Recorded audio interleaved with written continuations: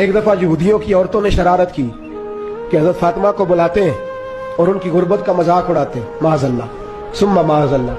کہتی ہیں گھر آئی عورتیں کہنے لگی حضور اپنی بیٹی کو بھیجیے، ہمارے گھر میں شادی ہے، ہم چاہتی ہیں یہ وہاں لوگوں کو تبلیغ کریں، دین کا پیغام دے۔ اب اسلام پر تو حضور ضرور بھیجا کرتے تھے، چاہے کوئی دھوکے سے ہی بلاتا۔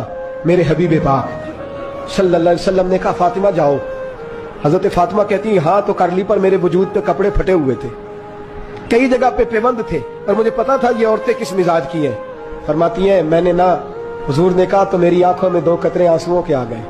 میں نے کہا یا اللہ اپنے لیے نہیں، تیرے نبی کے دین کے وقار کے لیے۔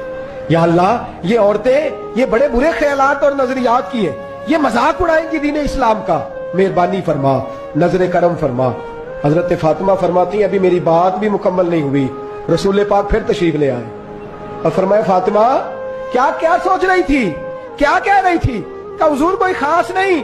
فرمایا نہیں کچھ تو کہہ ہی رہی تھی، کچھ تو سوچ ہی رہی تھی۔ کہتی ہے میں نے بادشاہی کے نظارے گھر میں دیکھے، کچھ تو سوچ رہی تھی۔ حضور کیا ہوا؟